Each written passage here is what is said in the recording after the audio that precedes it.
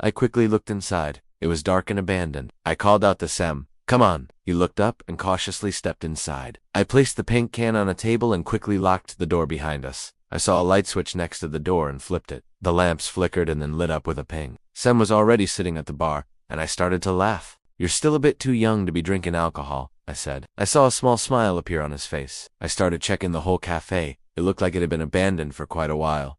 Behind the bar, I spotted some bottles. I pulled out a cork and sniffed. It turned out to be just plain water. I grabbed another bottle and handed it to Sem. He looked at me, took the bottle, and started drinking, as if he hadn't had anything to drink in days. I took a few sips myself and placed the bottle back on the bar. Then I walked to the door, slid the small viewing panel aside, and peeked outside. It was still raining, and by now it was getting dark. I walked back to the bar, grabbed a bar stool, and sat down next to Sam.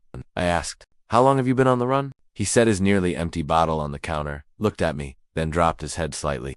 3 weeks ago I ran away from my foster parents. My real parents died in a heavy storm at Ceas. After that, I was placed in a foster family. They already had 3 other kids. They were all smart, and they wanted me to be the same.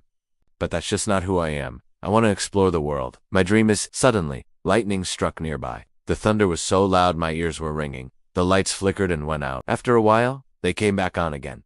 I asked him again, "What's your dream?" With a more energized tone, he said, "Want to become the navigator of the greatest pirate captain there is, and sail together to the real world, and defeat the agents." I started laughing. I could see a bit of myself in him. Then, suddenly, an idea struck me. I stopped laughing, looked at him with a completely serious expression, and asked, "Do you want to join my crew as navigator?"